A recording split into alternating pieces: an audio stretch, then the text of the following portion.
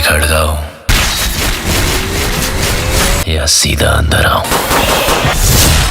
ওকে তো ভাই লোক ফাইনালি আজকে টাইগারের আরে এই টাইগারের না টাইগার শ্রফের বাগি ফ্র্যাঞ্চাইজির ৪র্থ নাম্বার মুভি টিজার আসলো। আর ভাই সত্যি এটা কি ছিল, এত বেশি অরিজিনাল, মানে একবারও দেখে মনে হচ্ছে না এটা অ্যানিমাল বিক্রম বা মার্কোর কপি। ইভেন আমার তো এটা মনে হচ্ছে লোকেশ ভাঙ্গা এই বাগি 4 মুভি দেখেই তাদের মুভিগুলো বানিয়েছে। ওয়েল সোজা কথায় এই টিজারটা কেমন ছিল, মূলত ভাই সবাই তো এটার খারাপ দিকগুলো নিয়েই কথা বলতেছে।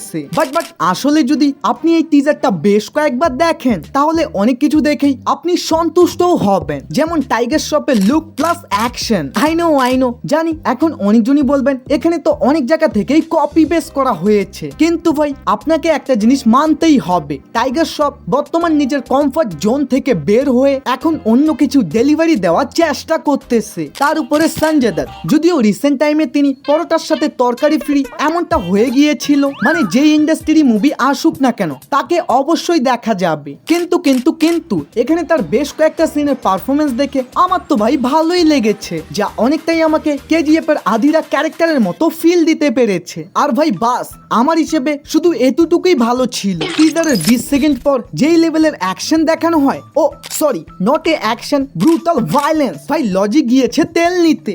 মানে ভাই আমি বুঝি না তারা কিন্তু চাইলেই এদিক ওদিকের কপি না করে নিজেরাই ইউনিক কিছু অ্যাকশন তৈরি করতে পারতো, কারণ টাকা ঢালার জন্য তো সাজেদ নাড়েওয়ালা ছিলই। তো এই সিনে সোনাম বাজেওয়ালা কিচেনে সবজি কাটার বদলে মানুষকে কাটতে শুরু করে, যাক এটাও মানলাম। কিন্তু এই নায়িকা এখানে কি করলো ভাই, তার ওজনের থেকে ওই লোকটার ওজন 2-3 ডবল বেশি হবে, যাকে সে ইজিলি ফিক মারতেছে।